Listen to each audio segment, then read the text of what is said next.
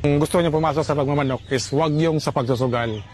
Gawin yung hobby, pwede niya gawing negosyo, pero i-priority niyo yung pamilya niyo. Wag yung kasi sikan lang tong yung pagmamanok. Priority pa rin natin yung pamilya natin. Maganda ang dito may nakita ko magandang sa negosyo talaga. Ang importante din is honest tayo sa mga buyers natin. Huwag tayong magloko. Kasi babalik din tayo. Yung pera, daan lang yan.